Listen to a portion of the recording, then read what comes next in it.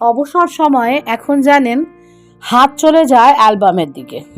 সেই সাদা কালো যুগের ছবি দেখতে দেখতে মনে হয় আমার মা, মাসি, মামিরও একদিন কলেজ যাবার দিন ছিল। নতুন বিয়ে হয়ে আসা নমামির ননদদের সঙ্গে আলগোছে ছবি তোলা ছিল। বন্ধুদের সঙ্গে মাসিদের স্টুডিওতে গিয়ে ছবি তোলা ছিল। আর সবার কীরকম একই স্টাইলে শাড়ি পরা, চুল বাঁধা।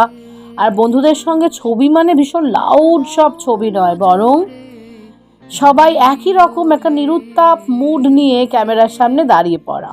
সব মিলিয়ে ওই যুগে না একটা বেঁধে বেঁধে থাকা ছিল। আত্মীয় বন্ধুরা ছিল প্রকৃত স্বজন। অ্যাটাচমেন্ট ছিল অনেক বেশি। একে অপরের সঙ্গে ভার্চুয়াল নয়, প্রকৃত মিস করা ছিল। এবং একে অপরের বাড়িতে অকারণ আচ্ছা যাওয়া আসা ছিল। দুপুরবেলা গিয়ে সেই বাড়িতে বা বন্ধুর বাড়িতে গিয়ে খাওয়াও ছিল। গত বৃহস্পতিবার আমার ছোট মাসি চলে গেল। বড় ভালোবাসার ছোট মাসি। হন্যে হয়ে খুঁজেও ছোট মাসির একটা রঙিন ছবি পেলাম না। যতবার বলতাম বলতো হলুদ লাগা ঘরের শাড়ি, আর এত ছবি তুলে হবেটা কি। ছোট মাসির নাম ছিল চন্দ্রলেখা চক্রবর্তী। ইনফ্যাক্ট আমার মায়েদের 3 বোনের অসাধারণ মিলিয়ে নাম রেখেছিল আমার দাদু, স্কুল শিক্ষক, ঢাকা বিশ্ববিদ্যালয়ের তখনকার দিনে বাংলার MA পাস। আমার দাদুর নাম ছিল শশধর চক্রবর্তী। 3 মেয়ের কি নাম রেখেছিল জানেন? ইন্দুলেখা আমার বড় মাসি, আমার মা মেজো সুলেখা, আর ছোট মাসি চন্দ্রলেখা।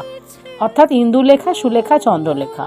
এমন সব রাশভারী নাম এখন ক্বচিৎ শুনতে পাওয়া যায়। ওপার থেকে এপারে এসে প্রতিষ্ঠিত হতে হয়েছিল দাদুকে স্বাধীনতার আগেই। সংগ্রাম কতটা বোঝাই যায়।